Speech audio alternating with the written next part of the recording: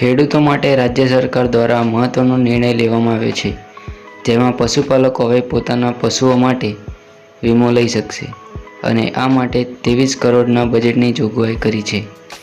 સરકારે પશુધન વીમા યોજના અમલમાં મૂકી છે, જ્યાં વીમા કંપનીને ₹100 પ્રીમિયમ આપીને લાભ લઈ શકાશે. પશુપાલકોને આર્થિક સંરક્ષણ પૂરું પાડવા માટે સરકારે આ પ્રયાસ હાથ ધર્યો છે અને યોજનાને વધુ અસરકારક બનાવવા ગુજરાત પશુધન વિકાસ બોર્ડ અને ICICI Lombard general insurance company વચ્ચે ગાંધીનગર ખાતે MOU થયા છે. આ યોજનાનો લાભ મેળવવા માંગતા પશુપાલકો માટે ખેડૂત પોર્ટલ, જે 14 નવેમ્બર 2024થી લઈને 13 ડિસેમ્બર 2024 સુધી ખુલ્લું મુકાશે.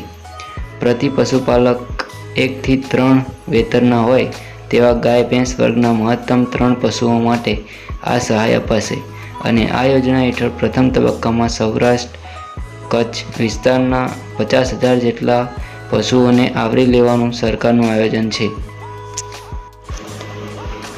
તો આ રીતે રાજ્ય સરકાર દ્વારા પશુપાલકો માટે પશુધન સહાય યોજનાનું આયોજન કરવામાં આવ્યું છે. તો બધા પશુપાલક તેનો લાભ મેળવે એવી આશા રાખું છું.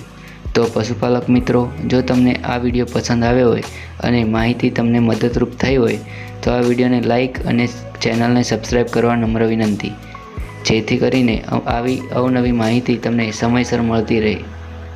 વિડીયો જોવા માટે ધન્યવાદ.